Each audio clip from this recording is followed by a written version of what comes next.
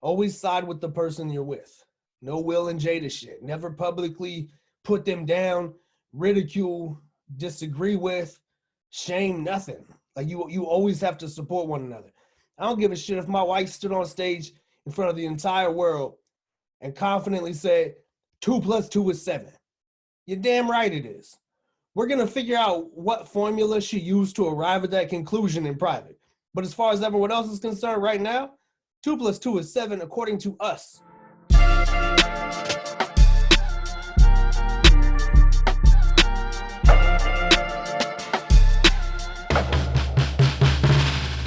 Two Opinionated episode 25. One Opinionated episode 2. Healthy relationships. So we're going to talk about what constitutes a healthy relationship, making each other a priority, honesty, trust, communication, red flags, and we'll get into a bunch more. So the inspiration for me behind this topic is that I feel like there's a normalization of a lot of abnormal and unhealthy things these days, especially in reference to relationships. What are your thoughts about what a healthy relationship is? Feel free to share your thoughts in the comments. Let's start off with discussing relationship goals. Obviously, the specific goals are going to be different from couple to couple, but I believe there are some standard goals that should apply across the board. So, relationship goals. You should aspire to inspire. Your goal should be to be an inspiration to one another. If not, what's the point? It's very easy to find people that won't positively contribute to your life. That means it's worthless. It's like supply and demand. If there's an unlimited supply of something, it carries no value. It's the only reason gold holds value. It's scarcity. Diamonds, same thing. Bitcoin, same thing, right? So make sure you and the person you're with add value to each other's lives. Be an asset to one another. Motivate, inspire, support, love, and grow together. Just make sure you grow together and you won't accidentally grow apart. I feel like that happens too often. Two people are growing, two people are progressing, and they don't grow together in one lane. They split off and they get further and further away from each other. You two have to see each other as a team. Almost like a us against the world mentality. Always side with the person you're with. No Will and Jada shit. Never publicly put them down, ridicule, disagree with, shame, nothing. Like you always have to support one another. I don't give a shit if my wife stood on stage in front of the entire world and confidently said 2 + 2 is 7. You're damn right it is. We're going to figure out what formula she used to arrive at that conclusion in private. But as far as everyone else is concerned right now, 2 + 2 is 7 according to us. Disagreements are not for public consumption. You have to protect one another. That's just basic love and appreciation for the person you're with. So no relationship can flourish without appreciation. I remember in past relationships trying to not do too much because I knew it would go unappreciated. Like I was literally like rationing the love I showed. That's a terrible feeling. Like we should all be in a relationship where we can love unconditionally, where we can love as much as we want to, where it could be constantly all day just because you're feeling it. You're just showing love without feeling like that other person's just taking it for granted. But I'm not just talking about flowers, jewelry, or presents. Like I'm talking about real actions, learning each other's love languages and making sure they feel appreciated. Like Google love languages and then look that up and ask the person you're with if you don't know. Like it may not be romantic, but at least your efforts won't be for nothing. You could think to yourself one day like, man, she had a really hard day today. Like I'm gonna get her some flowers. And as sweet as you are for doing that, that's great. She may not give a shit because she's tired, right? Like in her mind, you gave her flowers, but there's still dishes that need to be done. There's still dinner that needs to be cooked. And none of that changes because you gave her flowers. So she would have felt more appreciated if you had done that, like went and did the dishes as opposed to giving her flowers. But if you don't understand her love language, if you don't understand how she feels appreciated, how you can help her out, you're not going to understand that. Part of that is just being honest. with yourself and the other person. What do you need to feel loved?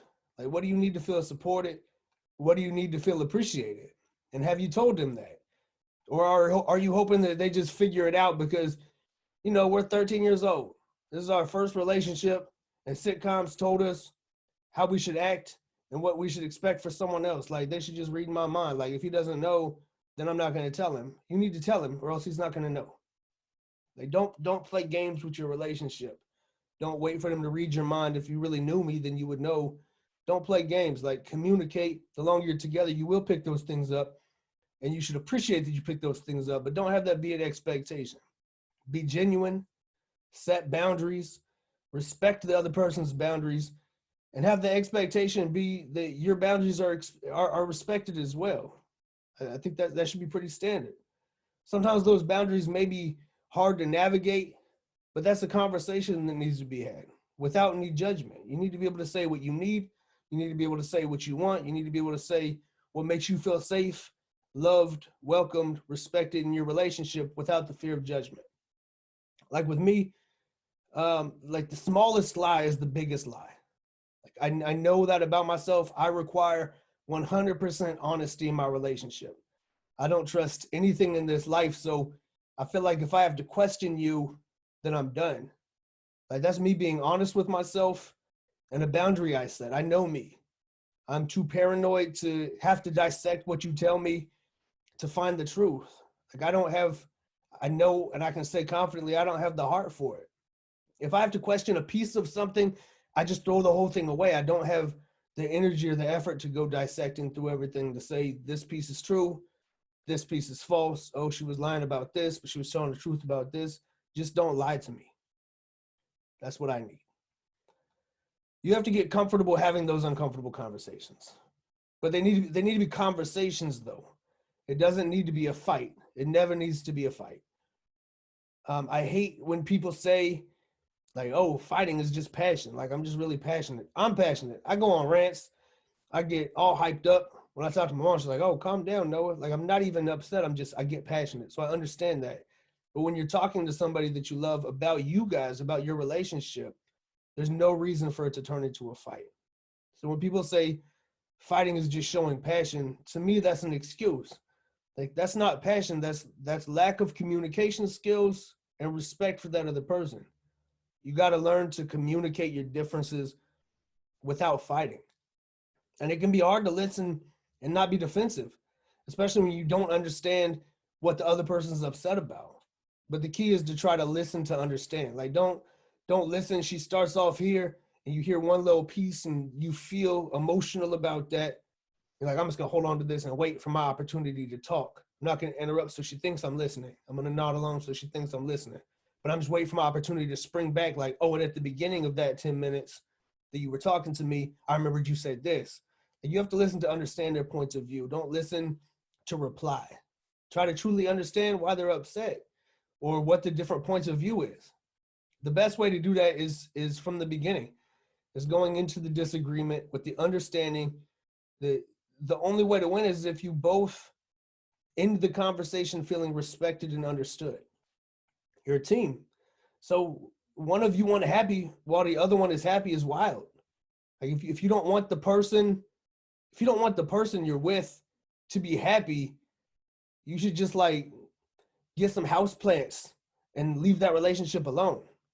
Like there's no need for unnecessary drama. Life is full of drama. If you're in a relationship, that means you have 2 times the drama. You have yours and you have theirs. You should be working on things together. But you also have 2 people. So you have 2 times the drama, but you have 2 people to overcome that drama, not adding to it. Life is hard, but it should be easier together than it is apart.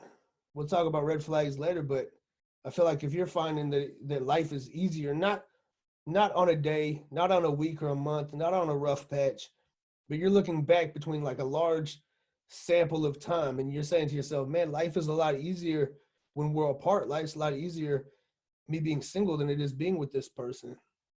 That should be something you give a little bit of energy to figure out why that is. I feel like you have to make each other a priority.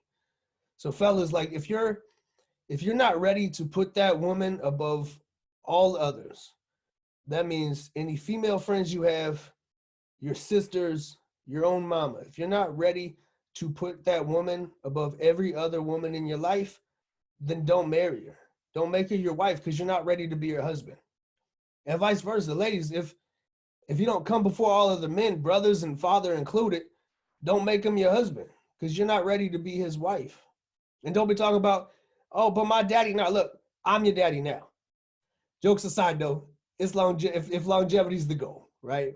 If longevity is the goal, if building something of substance is the goal, if creating a family, having a solid foundation with structural integrity is the goal, the two of you are at the top of the pyramid. And that's how it has to be. You have to create a shield together that protects that relationship, because there will be things outside of that relationship that try to tear it down. So you got to be mindful of that outside influence and obstacles. You protect your relationship, you are at the top, and nothing is above that relationship, kids included. You have to have a solid foundation so you can raise your kids. You have to have a solid foundation and a team so you can raise your kids appropriately, and you can't get pit against one another. You're not putting them first. Their needs, of course, yes, but the solid foundation has to come from you too. So be mindful of the obstacles, be mindful of the influences that may try to tear down that relationship. And that may mean other women, men trying to come in between you two. Like you gotta kill that shit immediately.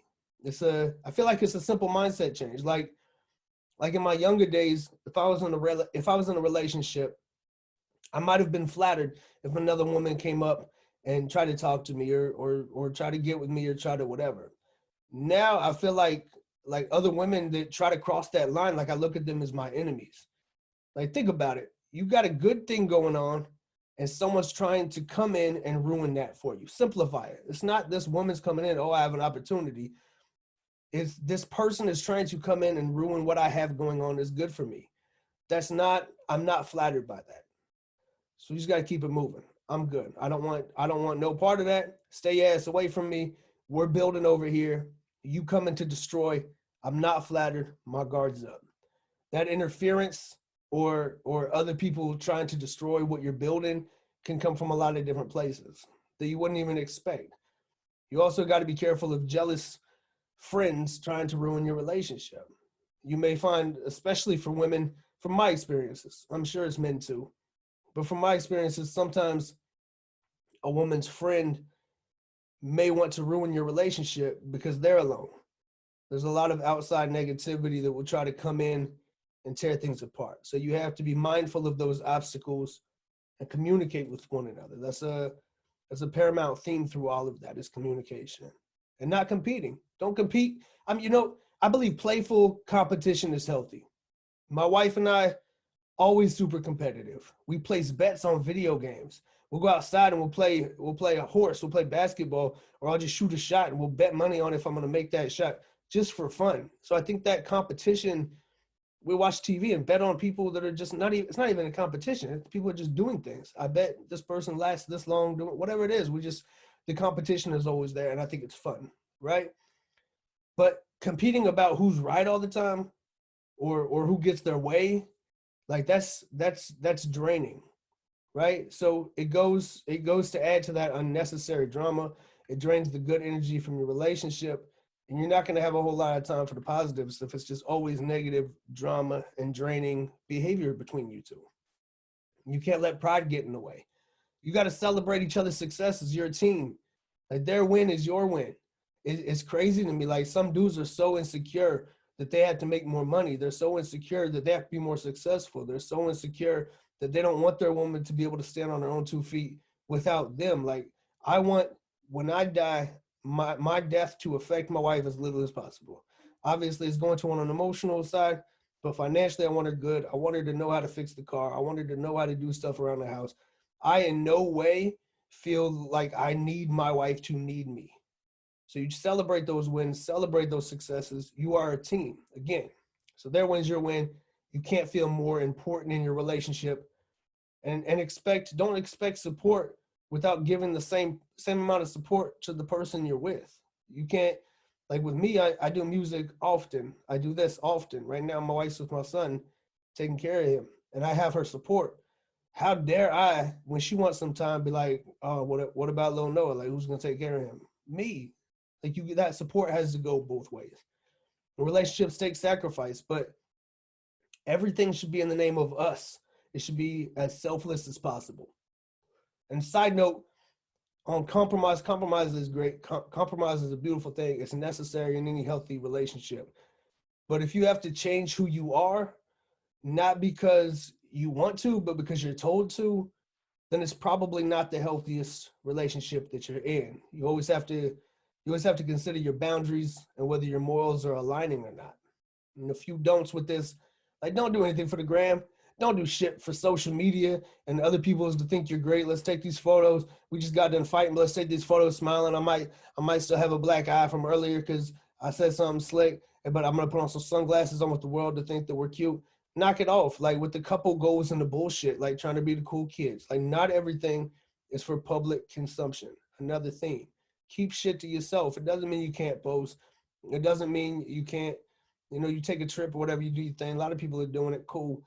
But your relationship is for you guys. If your relationship is for social media, some shit don't add up to me. And don't try to compete with other people's relationships. Usually those, like, that are posting again or in real life, like, oh, we took a trip here. Where did you guys go? Like, oh, you guys haven't been anywhere. Girl, look at her man like, why don't you take me anywhere? Don't try to compete with other people's relationships. Usually those that find themselves in that competition have already lost. And if you're happy, you're happy. Like, just know, like, how you feel. Why are you waiting for confirmation from anyone else to tell you you're happy? Or you're comparing against this person. Okay, I'm happy, but am I happy compared to these people? Like, if the grass looks greener, maybe you need to spend some time watering your lawn. Relationships are never perfect, and relationships are also never 50-50. You gotta learn when to be a good Batman and when to be a good Robin. Like, you're gonna be the main person, you're gonna be the sidekick. So there's gonna be times where you're the leader and she's the support, or she's the leader and you're the support. You gotta be a good leader. You gotta not be a dick. Like, you gotta have her follow along in what you're doing and lead with confidence, lead with conviction, and lead with purpose. She has to be able to trust you. At the same time, there's gonna be times where she's in charge. It's her thing and you're playing Robin. Like, you gotta drop that pride. You gotta support what she's got going on. It's never gonna be 50-50. You might be 90% of the time over this last month, you're the one cooking dinner, or 100% you are, or she's doing the laundry all the time. But she has this going on over here. So right now you're picking up the slack over here. It's never 50-50. What you might be sick, what you might have something going on. Don't expect the 50-50. And if you're keeping score, you're only sabotaging your relationship by doing that. There's not a score. If you both work, you both know you work hard. My wife, she'll tell me how she wishes she did more through the day. Like, I wish she would take a break. I know she works her ass off.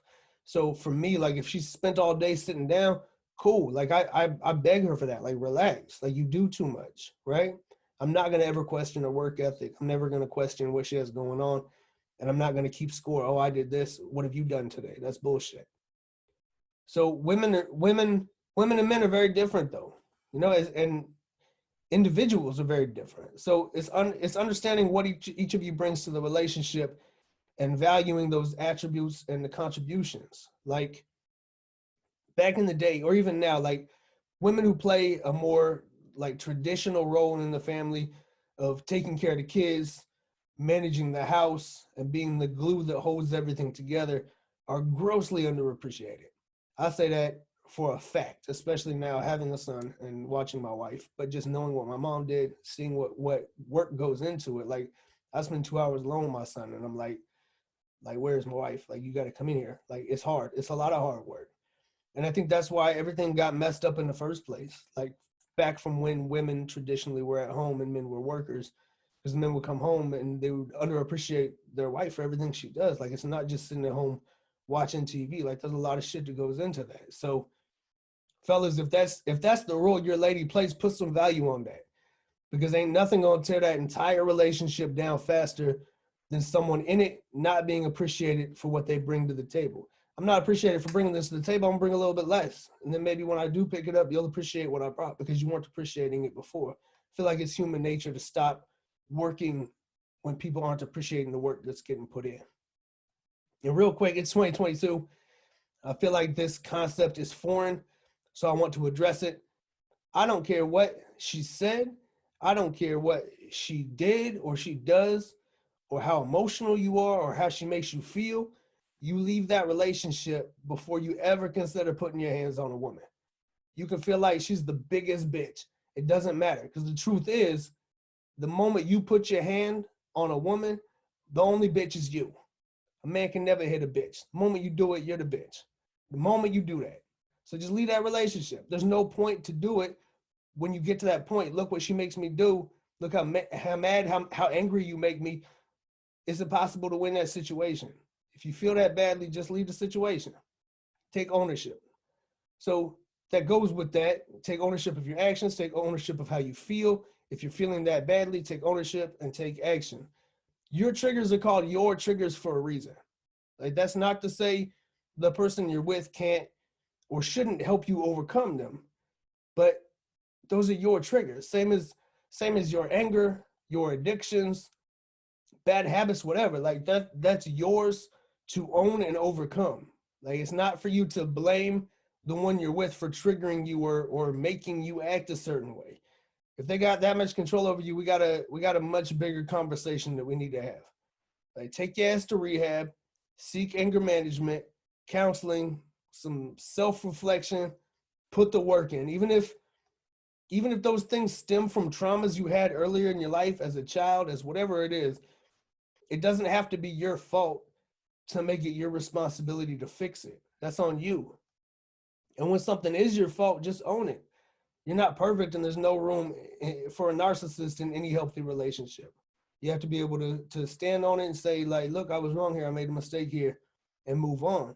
Forgiveness should be a core concept in any healthy relationship, along with trust and communication. So moving forward from a mistake with a solid foundation shouldn't be the hardest thing to do. But if you have to respect the fact that forgiveness has boundaries. Like, there's no forgiveness without changed behavior. And on the flip side, like, once you forgive somebody, like once you forgive that person, you can't go throwing it back in their face later. Like, to forgive is to let go. And if you keep bringing it back up, you clearly haven't forgiven them. And it should go without saying, but it doesn't, so I'll say it. The person you're with now is not your ex. They're not responsible to make up for the wrongdoings of your ex, the time you wasted on your ex, the mistrust your ex earned does not get passed to the next person you're with. We should learn from those past relationships and apply the new boundaries, prevent ourselves from repeating the same mistakes, and grow from those experiences, but not hold what your ex did against the person you're currently with. If you find yourself doing that, that may be a sign that you're not fully healed from that past relationship, and you need to take time to work on things yourself. And that leads me to some red flags. So these would be red flags that you may be in an unhealthy relationship. It may be either time to reevaluate that relationship, make some changes, or leave that relationship overall. Like, it's just time to go. So one of them would be control. Like, if somebody's trying to control somebody, and this is one I can say I was guilty of in the past for sure. I remember being in relationships that I felt like I needed to control what she did or who she did those things with. And it's only in hindsight that it makes sense to me now. Like that was a red flag that we weren't right for each other.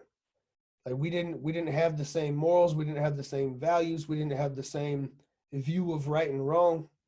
And so for her, like, don't be with a guy that's controlling. For me, like, don't be with a woman you feel like you need to control. And this is all vice versa, of course. Our values didn't align.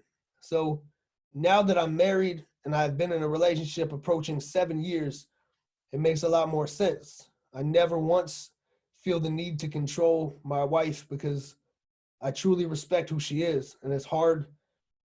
Like she's had no desire to do anything I would feel the need to control because our values align. So if you're the one being controlled or you're the one trying to control the other person that you're with, I would take a step back and evaluate the relationship. which is hard because of emotions. But this back and forth game of control worth it? Like sometimes that love, that emotion, that clouds your judgment, and you will allow things that you shouldn't allow. You will concede in ways that you shouldn't have conceded. And I was never right in controlling. I'm just saying I realize that now. That was me trying to make somebody be somebody who she wasn't. And that was wrong of me. But you have to recognize that and say, like you want it to work so bad that you're trying everything you can. Well, if she could just change like this, if I could just change like this, but it just wasn't working. So even if they allow you to control them, you got to know your values and know that they don't align. And is that something you can see a healthy future with? I would say almost always no, but only you can answer that question. But do yourself a favor and ask it. So another way people control is isolation. Another red flag to look for. Does the person you're with try to keep you away from your family and friends? That can look like excluding your family from special moments, or trying to move you away from everyone so they can control you and they can keep you away from people. That's something I've been very mindful of since my wife and I moved away.